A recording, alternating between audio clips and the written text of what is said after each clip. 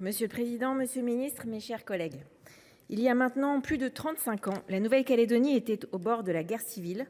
Michel Rocard, alors Premier ministre, et Louis Le Pensec, alors ministre des Outre mer, devaient relever des défis majeurs: ramener la paix, retisser les liens de la confiance et engager un mouvement de décolonisation pacifique et viable.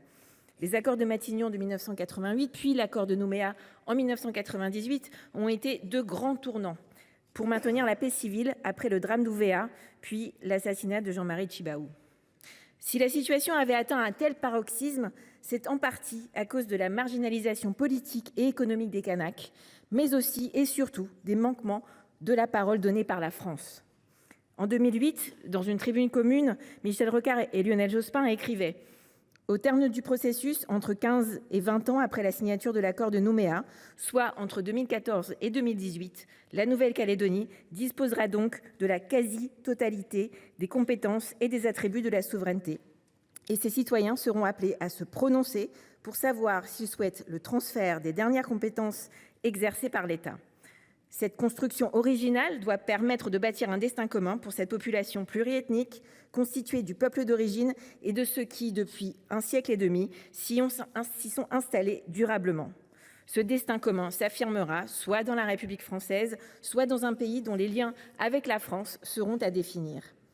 Aujourd'hui, le processus initié par l'accord de Nouméa ainsi que les 3 consultations portant sur la pleine accession à la souveraineté sont arrivés à leur terme le 12 décembre 2021, même si la 3e consultation pose de nombreux problèmes en matière d'organisation, de participation et donc de légitimité.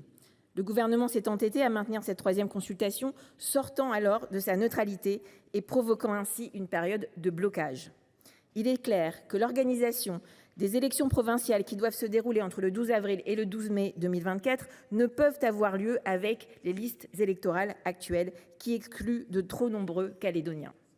Dans le cadre de la mission d'information sur l'avenir institutionnel de la Nouvelle-Calédonie et des travaux menés par François-Noël Buffet, Philippe Bas, Jean-Pierre Sueur et Hervé Marseille, les rapporteurs avaient préconisé le report des élections s'il s'avérait impossible de procéder autrement. Dès lors, nous approuvons dans son principe le report des élections et nous proposerons même la date du 30 novembre 2025 au lieu du 15 novembre 2024. Il s'agit d'un report de 18 mois, durée acceptable selon l'avis du Conseil d'État et qui nous semble beaucoup plus adapté pour laisser du temps aux discussions en cours. Pourquoi ? Car le consensus politique doit être la priorité absolue. Un accord global entre les parties doit être trouvé, permettant à la Nouvelle-Calédonie d'avoir un cadre institutionnel stable pour les prochaines décennies.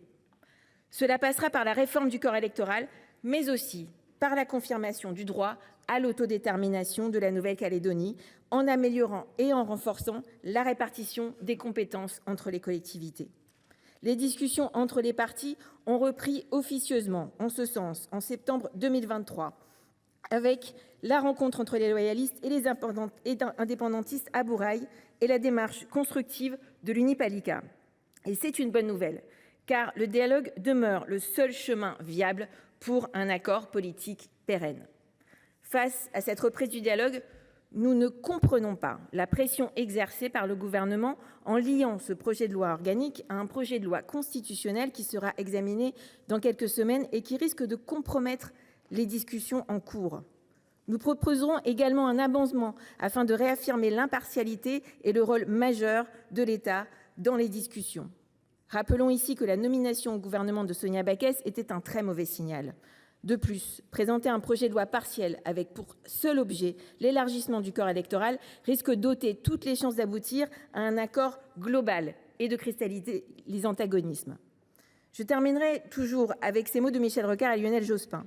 Plus que jamais, il faut parler, diagnostiquer sans complaisance les injustices qui persistent et y porter remède.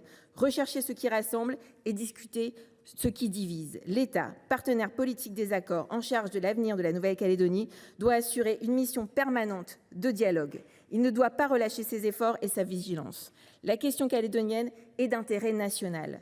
Il en va de la position de notre pays dans le Pacifique et de l'honneur de la France, qui doit rester fidèle à la parole donnée. Je vous remercie.